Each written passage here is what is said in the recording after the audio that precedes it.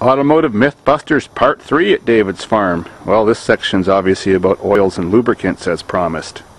First thing is they have a viscosity rating. The higher the number, the thicker the oil is. 10W30 is quite common, but actually nowadays in most modern cars it's 5W30. First myth is you don't often need as many oil changes as all those oil change companies tell you need. Just because it's spring doesn't mean you need an oil change. Just because winter's coming doesn't mean you need an oil change. Oil never wears out. It just gets dirty or contaminated. How you tell you need an oil change is how clean it looks. If it's really hard to see through when you put it on your finger and it's black, well, then it's dirty and it's probably time to change it. If it's a diesel engine, it'll probably be black anyways, as it just gets those free carbon particles in it. If you can easily see through it, even if you have 5,000 kilometers or 3,000 miles, well, it's still probably not time to change it. This here is what's called conventional oil. It was distilled or fractionated in a plant that took oil from the ground, like maybe it came from Iraq. Synthetic oil is a man-made molecule. It's generally better, and that's why it costs a lot more. And you don't have to change your oil when you use synthetic oil as often as you do when you're using conventional oil. You can sometimes go 10,000–15,000 kilometers with an oil change, or 10,000 miles. The Germans invented synthetic oil way back in World War II. Overfilling your engine with oil doesn't cause seals to blow out or anything like that. What it does cause, if the level gets too high, it causes the crankshaft and the spinning weights and everything to start hitting the oil and splashing it in the pan and causing it to foam. And then when the oil pump is sucking up foamy oil, it's making low oil pressure and not very effective at lubricating things like the crankshaft, which are under a lot of stress, and that can damage your motor. Also, it can cause, when it's overfilled, oil to blow out the PCV tube, sucked back into the burning compartment of the engine, and that can cause a lot of smoke. When you take your oil cap off or your dipstick out in cooler weather, it's very common to see like a white milky substance on there, which people lead you to believe your head gasket's leaking or you have a cracked head or a cracked block. That's not very often true. It's just that the fact that the dipstick tube is much cooler than the motor, and the cap is often on a little raised stock, you know, so it's up here and it's much cooler than the motor. And the blow-by that happens in all engines when the fumes get past the piston, which is basically exhaust, contains moisture. All burnt fuel puts out, you know, steam. So the steam collects on the coolest points, condenses and precipitates, mixes with the oil, and gives you the same color oil on your dipstick tube or your top of your dipstick or your cap as the oil would be as if your coolant was leaking into the block for some reason. Old engines produce gunge deposits, that cakey, flaky stuff that's in there.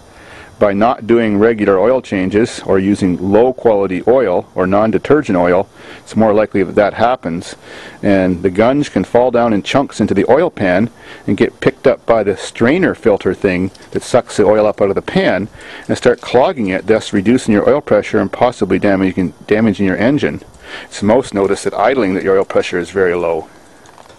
Some engines, when they get very high miles and you're running at a high RPM, the oil that's collecting in here doesn't run down the passageways by gravity to get back to the oil pan to be recirculated. It runs back very slowly because it's collecting gunge in those passageways. The rocker covers become full, and sometimes there's enough oil in the rocker covers that under high RPMs your oil light comes on, or all of a sudden, suddenly, your gauge for your oil pressure goes right down to zero, and you're actually damaging your engine. The solution for that is take the rocker covers off, get rods or any kind of device and ram down all those holes by hand and shove that gunge into the oil pan. Then you have to either take the oil pan off and get the gunge out, clean the strainer on the oil pump, or put another chemical in the top of the engine, let it run down, let it go into the sludge that's in the oil pan and dissolve it, and then take the oil plug out and drain the contents and put fresh oil in.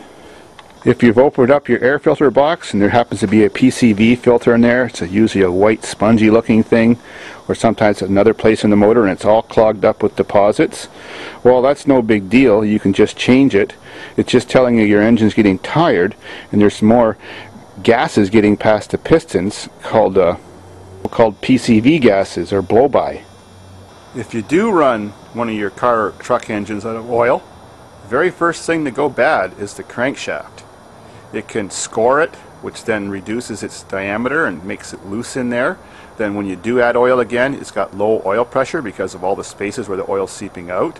It can cause the bearings to seize onto the crankshaft, and then they lock on, they melt on a little bit, and then they spin, and that's called a spun bearing. That's very bad for your engine, because then once it's spun, the little hole that's punched in those bearings that goes to the top of the rod doesn't line up with the pointing at the piston anymore, and it's not squirting on the piston, then lubricating the cylinder walls.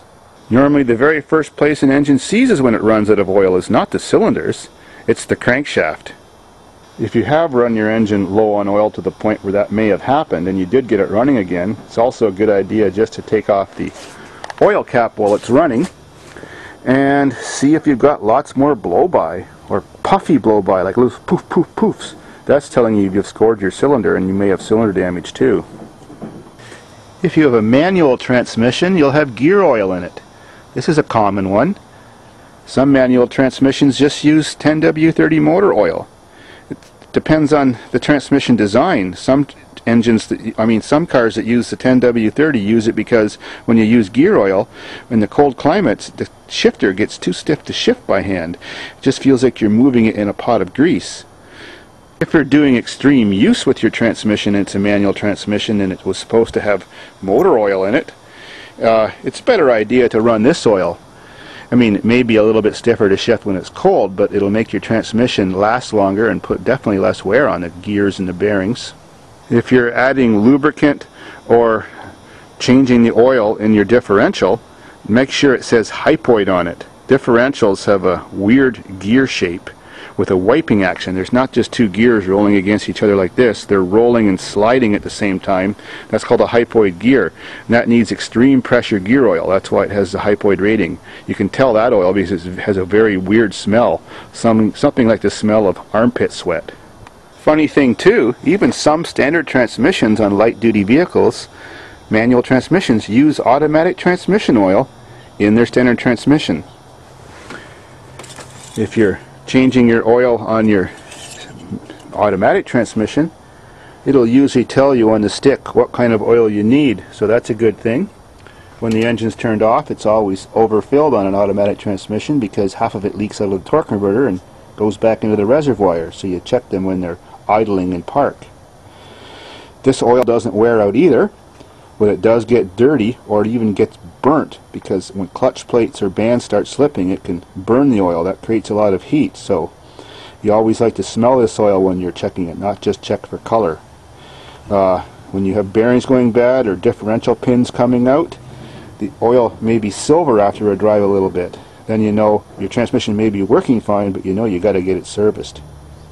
If you have an old engine with a mechanical fuel pump, that's a fuel pump that's mounted on the engine block that's pushed by the camshaft to pump fuel. It's possible too that the diaphragm went bad and you've got your oil contaminated with gasoline. Of course, that's not good because it increases the oil level, it thins out the oil, making it less effective.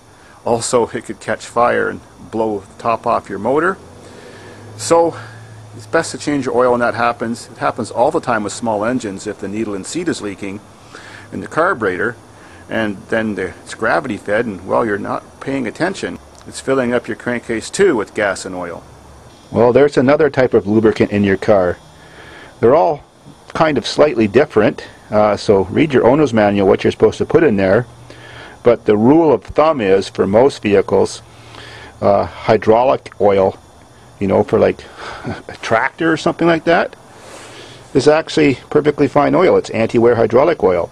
It may not be red, it may be clear, but it's absolutely fine. In the worst case scenario, the next closest thing is just automatic transmission oil. Some engines like Audis and Volkswagens use mineral oil.